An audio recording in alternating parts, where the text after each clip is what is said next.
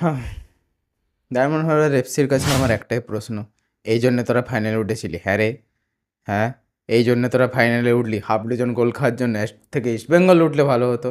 আরে ভাই, পয়সা নষ্ট, মুড নষ্ট, সময় নষ্ট, সব নষ্ট, बर्बाद कर दिया रे भाई, बर्बाद कर दिया। अगर हम करें तो करें क्या, बोले तो बोले क्या। তো guys, welcome back to my channel, যেখানে আমরা স্পোর্টস নিয়ে একটু মাতব্বরি করি। ঠিক আছে, আজকে মাতব্বরি কী করবো আই ডোন্ট নো, মাতব্বরি যা করার নর্থ ইস্ট করে দিয়েছে। ঠিক আছে, যেরকমভাবে সেঁকেছে না, সেঁকা বুঝি তো, সেঁকা যেমন করে রুটি সেঁকে, আমাদের রুটি পরোটা সেঁকা হয়, এরকম করে সেঁকেছে আজকে ডায়মন্ড হারবার এফসিকে। এই জন্যে বোঝা যায় যে এক্সপিরিয়েন্স কাকে বলে। ঠিক আছে, আমিও ভাবছিলাম যে ডায়মন্ড হারবার এফসি কিছু ছিঁড়বে, কিন্তু কিভাবে কে কার ছিঁড়েছে এই ভিডিওতে আমরা আলোচনা করব। ওকে, তো 134th edition Indian Oil Durand Cup হয়ে গেছে, খতম ভাই, শেষ, খতম হয়ে গেছে, পরের বছর আবার আসবে। Okay, back to back North East United হয়ে গেলো চ্যাম্পিয়ন, সেকেন্ড টাইম তারা চ্যাম্পিয়ন হয়ে গেলো। আগের বছর তারাই ট্রফি তুলেছিল, এই বছরও তারাই তুলছে। ওকে, নতুন কিছু ব্যাপার না। যেটা নতুন ব্যাপার সেটা হচ্ছে সব থেকে বড় মার্জিনে আজ অব্দি ফাইনালে এটা হয়েছে। এর আগে সালগাওকারের ছিল 2008 কি 9 এরকম টাইমে, ওই 5-3 বা 5-2, কিন্তু এখানে 6-0 হতো, এখানে 6-0 হতো রে ভাই। ওই লুকা ম্যাচেনের ওইটা ডিফ্লেক্ট হয়ে গোলে ঢুকে গেছিলো বলে তাই। ওটা গোল ছিল না, ওটা লাক। ঠিক আছে, ওটা ভাগ্য ছিল, ওটা গোল ছিল না। কিন্তু বাকি যে ছখানা এই দিক দিয়ে গোল হয়েছে সেগুলো গোল ছিল।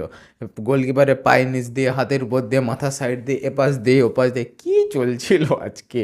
আজকে ডায়মন্ড হারবার এফসির প্রচুর সমর্থক এসেছিলো। আগের ভিডিওতেই আমি বলছিলাম যে কেন ডায়মন্ড হারবার এফসির সমর্থক আসছে না, কিন্তু আজকে প্রচুর এসেছে। ঠিক আছে, লোকজন এসেছে, ফাইনাল উঠেছে, টিম দূর দূর থেকে এসেছে, বাট এই যে এক্সপিরিয়েন্সটা তারা পেলো, এই জন্যে ক্লাবগুলো টেকে না।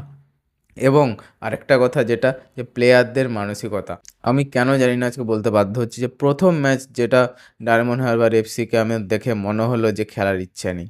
সিরিয়াসলি বলছি ভাই, খেলার ইচ্ছে নেই। 3 গোল খেয়ে যাওয়ার পরে যেরকম বডি মুভমেন্ট তারা শুরু করেছিল, যেরকম তাদের অ্যাটিটিউড ভাই ড্রপ করে গেছিলো, ভাই একদমই ছিল না। ঠিক আছে, 3 গোল খেয়ে গেছিলাম, ওকে মানছি যে এটা একটা হিউজ সেটব্যাক, বাট সামনে এমন কিছু টিম নয়, ওটা রিয়াল মাদ্রিদ নয়, নর্থ ইস্ট ইউনাইটেড। ভাই ওকে, তোমাদের থেকে অনেক বড় ওদের টিম, অনেক বড় ওদের ম্যানেজমেন্ট, অনেক এক্সপিরিয়েন্স ওদের, যে জন্যই ওরা চ্যাম্পিয়ন হয়েছে। But the thing is that, যে অ্যাটিটিউডটা যদি না থাকে তাহলে ভাই তুই কী করে নিবি? ঠিক আছে, ঠিক আছে বলাটা আমাকে এবার দূর করতে হবে, প্রত্যেক কথা শেষে ঠিক আছে করে যাচ্ছি। তো আগের বারও নর্থ ইস্ট ইউনাইটেড ফার্স্ট হাফে 2 গোল পিছিয়ে ছিল, সেকেন্ড হাফে তারা 2 গোল দিয়েছে এবং পেনাল্টি অবধি নিয়ে গেছিলো ম্যাচটা। যদি এখানে একটা গোল হয়ে গেছিলো লুকা ম্যাচেনের, যদি আর 2টো গোল হয়ে যেত কোনোভাবে 90 মিনিটের মধ্যে, বা এক্সট্রা টাইম নিয়েও যদি হয়ে যেত, তাহলে কি পেনাল্টি অবধি যেতে পারতো না গেমটা? নিশ্চয়ই পারতো। সে মানসিকতাটাই নেই ভাই, শেষ হয়ে গেলো, ফিনিশড, খতম, যাও ঘর যা, এবার আর হবে না। ঠিক আছে, আর হবে ইন দ্য সেন্স, প্লেয়ারগুলোকে দেখে মনে হচ্ছিলো হয়ে গেছে ওদের, 2 গোল খাওয়ার পরই হয়ে গেছিলো ভাই। 3 নম্বর গোলটা জাস্ট মানে সিল ইন দ্য কফিন ছিল লাস্ট। বাকি যে 3টে গোল হয়েছে সেগুলো তো গিফট দিয়েছে। ওকে, এদিক দিয়ে পায়ের নিচ দিয়ে, সাইড দিয়ে, ওদিক দিয়ে গোলকিপার এরকম করছে, কী যে চলছিল আই হ্যাভ নো আইডিয়া।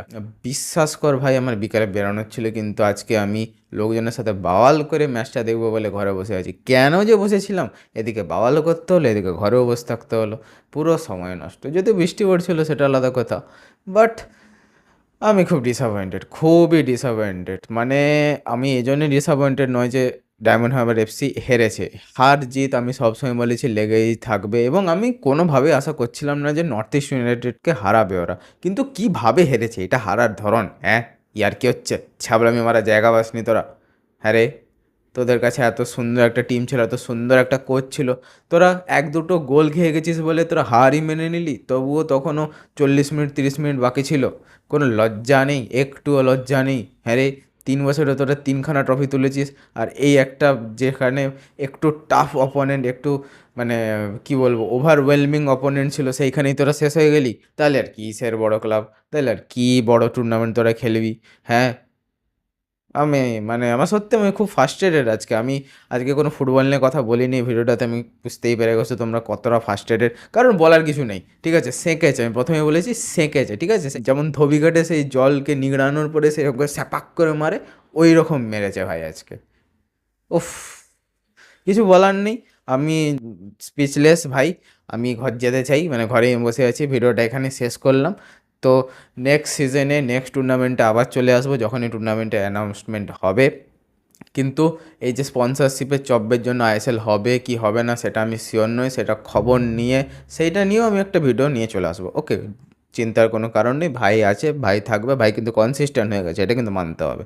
এবং এর সাথে সাথে এই ভিডিওটা এবং আমার বদনটা যদি ভালো লেগে থাকে তাহলে ভিডিওকে লাইক করে দিও, চ্যানেলকে সাবস্ক্রাইব করে দিও। তাহলে কী বাড়ে MOTIVATION সেটা কি নিচে লিখে যাও কমেন্ট বক্সে। এবং তার সাথে সাথে তোমাদের ফুটবল ফ্যান্স বন্ধুদের সাথে শেয়ার করো, তাদেরকে বলো যে বাংলা কন্টেন্ট মারা যায়নি। এবং লাস্টে এসে congratulations to North East United for their second Durand Cup and also their second major trophy. আশা করবো আপনাদের ফিউচার আরও স্বর্ণময় হবে। তাড়াতাড়ি আসছি এডিট করে, ততক্ষণের জন্য জয় হিন্দ, জয় বাংলা।